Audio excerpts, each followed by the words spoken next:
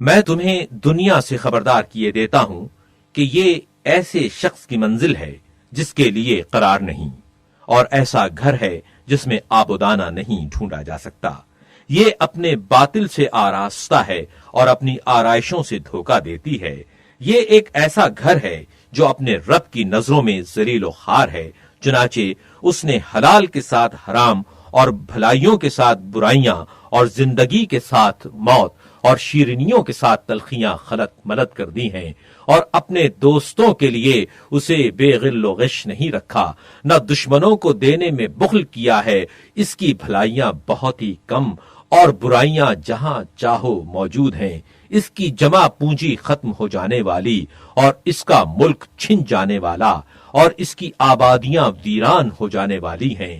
بھلا اس گھر میں خیر و خوبی ہی کیا ہو سکتی ہے جو مسمار عمارت کی طرح گر جائے، اور اس عمر میں جو زاد راہ کی طرح ختم ہو جائے، اور اس مدت میں جو چلنے پھرنے کی طرح تمام ہو جائے۔ جن چیزوں کی تمہیں طلب و تلاش رہتی ہے ان میں اللہ تبارک و تعالی کے فرائض کو بھی داخل کر لو، اور جو اللہ نے تم سے چاہا ہے اسے پورا کرنے کی توفیق بھی اس سے مانگو۔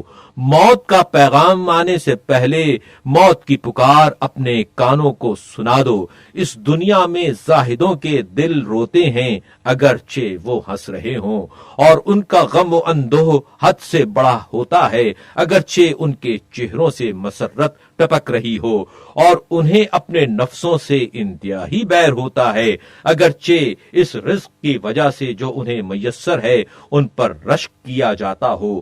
تمہارے دلوں سے موت کی یاد جاتی رہی ہے اور جھوٹی امیدیں تمہارے اندر موجود ہیں۔ آخرت سے زیادہ دنیا تم پر چھائی ہوئی ہے اور وہ عقبہ سے زیادہ تمہیں اپنی طرف کھینچتی ہے۔ تم دین خدا کے سلسلے میں ایک دوسرے کے بھائی بھائی ہو، لیکن بدنیتی اور بدزنی نے تم میں تفرقہ ڈال دیا ہے۔ نہ تم ایک دوسرے کا بوجھ بٹاتے ہو، نہ باہم پند و نصیحت کرتے ہو، نہ ایک دوسرے پر کچھ خرچ کرتے ہو، نہ تمہیں ایک دوسرے کی چاہت ہے۔ تھوڑی سی دنیا پا کر خوش ہونے لگتے ہو اور آخرت کے بیشتر حصے سے بھی محرومی تمہیں غم زدہ نہیں کرتی۔